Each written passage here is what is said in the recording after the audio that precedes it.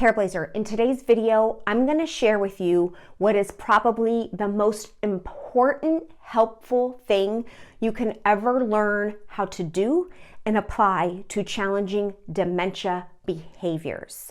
If you can apply what I'm going to share with you today, if you can actually think through it with your situations, this can help make caregiving easier.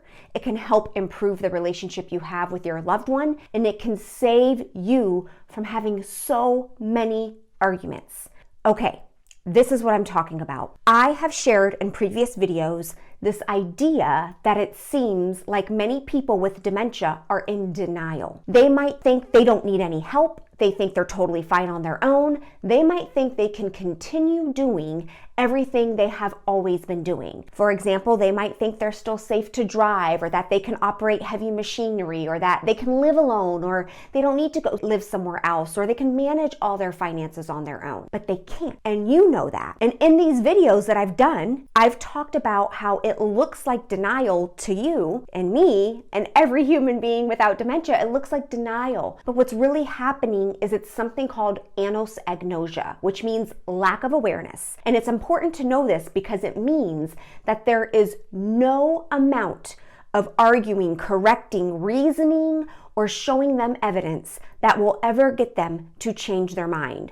So when they think they can do something and you say, actually, you can't, here's why, or you have this diagnosis, or you're not safe, or the doctor said no, when you jump into all that reasoning and you try to give them all of the evidence for why they can't do what they're trying to do, it backfires. It leads to more frustration. It can even go so far as sometimes the person with dementia might believe somebody's coming in the home and breaking things or breaking in. I used to have one patient who thought people were coming into his apartment, changing out all of his cabinets, and then leaving. And so he would wake up in the morning and say, "Look at all the cabinets, they've been changed. Somebody's coming in and changing all my cabinets." And his family started recording videos and they're like, "Look, nobody came in." But because of the way the brain is working in dementia, evidence does not work. So you know what not to do. We just shared that. I've shared that in past videos. What I've never done before is share with you what to do instead. And I want to thank a very special Careblazer who signed up for my daily dementia dose. I have a daily newsletter where it's like a dose of dementia information that if you were just to follow day by day, you would totally transform your caregiving journey week by week. And she responded to one of the daily doses on anosognosia, and she said, "Okay, I get it. I get what not to do. I understand this.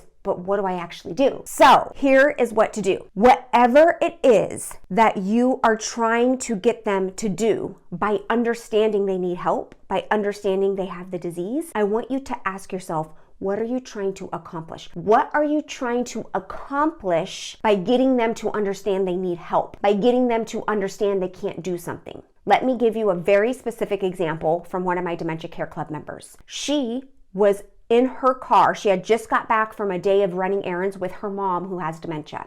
They were in the car. They parked right outside of the home. It's time to get out of the car and go into the home. And her mom says, "That's not my home. I don't want to go in there. That's not my home." And like many amazing caregivers do, we resort back to how we've been communicating our whole life. So she tells her mom, "That is where we live. That is our home." And her mom's like, "No, that's not my home. That's not my home." The caregiver resorts to opening up the glove box and pulling out the registration or insurance that has her mom's name on it, that has the address of the house on it. And she's like, "Look, you live here." Her mom is like, "No, no, no." The Careblazer takes out her phone and starts showing pictures of her mom in the home. "That's your home." "No, no, no, no, no, no." So what I am saying to you is, why is it that you need her to understand that's her home? Insert your situation. Why is it you need your person with dementia to understand, accept whatever it is you were trying to get them to understand and accept? Whatever that is, I want you, this is the big part, using creative thinking to then ask yourself, well, how do I just get them to do that? That's the key. Stick with me here. We think that by convincing them they need the help, or getting them to understand they need the help, or getting them to understand they have the dementia, we think that's all of a sudden going to make them more agreeable, that they're all of a sudden going to do what we want them to do. It doesn't work that way. So instead, you have to ask yourself, why am I really wanting them to believe this right now? Why am I really trying to get my mom to believe that's her house? Well, the answer is because you need her to go into the house. That's what you solve for. Your answer to that question, why am I trying to blank? Why am I trying to get them to believe X? Why am I working so hard to try to convince them of X, Y, or Z? What's your answer to that question? That is what you solve for. So when you're really trying to get the person with dementia to understand something, ask yourself, why am I trying to get them to understand something? That is really what you want to focus on. So once this Careblazer was able to realize, okay, I'm really trying to convince her that's her home because I need her to get into the home, now she can creatively solve for, okay, how do I get her into the home? We're no longer convincing, aren't longer arguing, we're no longer trying to show the evidence. That's the basics, we've got that covered. Now what? How do I get her into the home? From there, it's creative thinking of, okay, well, I just did a whole day of errands and my mom went with me on all those errands. Perhaps this is just another errand. Hey mom, we have one last errand to make. That would get her to get out of the car and go into the home. You don't even need to get her to understand it's her home. You don't even need to get her to understand that is where she lives. If your goal is to get her out of the car into the home, you're creatively asking, how do I get her into the home? Remember, arguing, rationalizing evidence does not work. We can use another example here.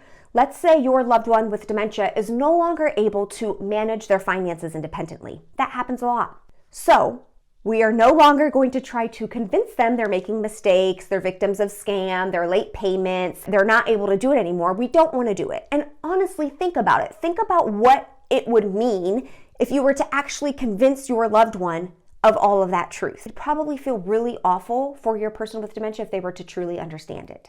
It's not a great thing to do. So in this case, you have to ask yourself, why am I so bad wanting them to understand they need help with finances? And then you answer the questions like, because they actually need help with finances. They actually are no longer independently able to manage their finances. So that's what you solve for. Okay, how do I help them now manage their finances? What can I do to help make sure their financials are safe? Then you problem solve for that. So maybe now, instead of trying to convince them to accept your help, you're now creatively thinking, I wonder if I can set something up for automatic bill pay. I wonder if I can intercept the mail and remove the bills before they get to the mailbox and see the bills.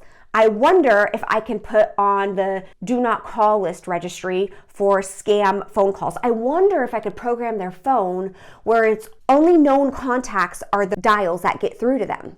Right now, all of a sudden, your brain is working toward really good solutions that don't have anything with them having to admit how much problems they're having. It's going to be so much more pleasant for everybody involved. And hear me when I say this, it does not mean that they can no longer have any control over their finances. You could find creative ways for them to still feel like they are involved in their finances. Perhaps they're opening a letter that maybe you wrote that says something like, all your bills are paid this month. Thank you so much for submitting your payment. Perhaps it's them being able to sit with you and check the bank account if that's something that would be helpful for them. Every single person with dementia is different. Some people that would trigger them and get them riled up.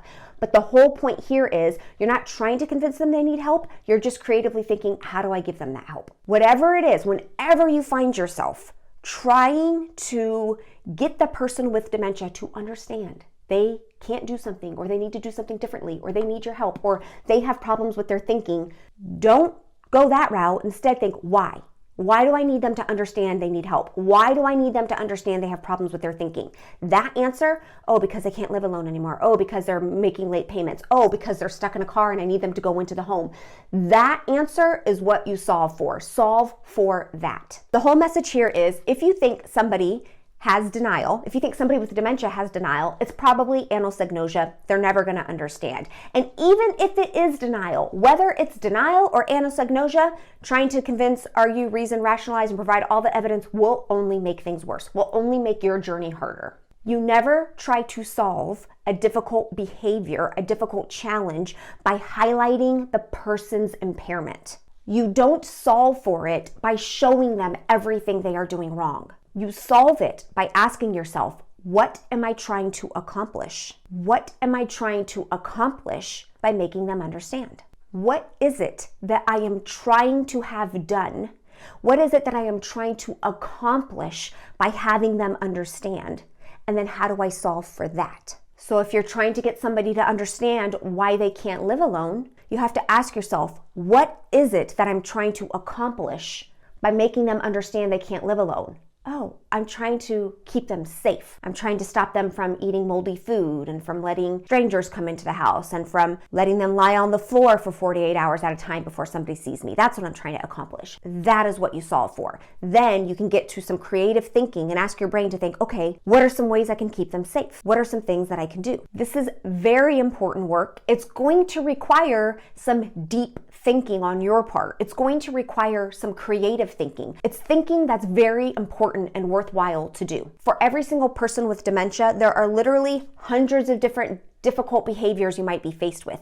And equally, there are 100 different creative options for figuring out how to respond best to that behavior, to your loved one's specific behavior. It's going to be much easier if you allow your brain to do this deep thinking. It's going to be easier for you in the moment to just respond the way you've always responded, telling them they can't do that, this is why, they have dementia, trying to get them to understand. That's going to be easier in the moment because that's what your brain has likely been doing. That's what you've been doing. That's been the habit. But the thing is, it's actually harder in the long run. It's difficult in the moment because it's going to lead to an argument, it's going to put more strain on the relationship, and it's going to make it less likely they want your help in the future. That's harder in the long run. Now, this approach I'm asking you to do by asking yourself, what am I really trying to accomplish by trying to get them to understand and then solve for that? That is harder upfront. That is more difficult upfront because it's going to have you think creatively about your situation, not a generic tip or trick that could apply to anybody. It's like, what would work for your loved one in your specific situation? Harder upfront, easier in the long run. Way, way easier in the long run. It's work worth doing. So you can take the easy route, which is trying to convince, argue, show all the evidence, which is just going to frustrate you more. Or you could take the hard route right now and ask yourself, what am I trying to accomplish? How can I accomplish that without having to convince them? Then get to thinking. Brainstorm. Don't block out any idea that comes in your mind. This is a big concept. It's an important concept. I really hope you'll take it to heart and you'll ponder this question, not only just today, but every single day you find yourself frustrated with a behavior. I hope you will ponder this question. Every single time you feel that pull to try to convince your loved one why they need the help, or you really wish they would just understand, I hope you will ponder this question. Now, if you want to dive deeper, you can consider joining us inside the Dementia Care Club. This is where we take big concepts like this and we break them down and apply them to specific situations. We hear from real life Careblazers going through real life situations like the one with her mom in the car, and we come up with creative ways to respond. We come up with ways to help them without actually them needing to know that they are being helped. That's what we do on a more personal level inside the Dementia Care Club. So if you'd like to join us, there's a link in the description. You can click to learn more. Believe in yourself, Careblazer. You can figure this out. I promise you, there is an answer. There is a way that does not involve all the arguing. It's just not going to happen by you constantly asking them to change or constantly trying to get them to understand something their brain is not capable of understanding. Okay, I am sending love to you all. Bye. Also, Nico gets a belly rub for every person who subscribes from this video. So if you haven't already, click the red subscribe button. It's totally free, and Nico says thank you very much.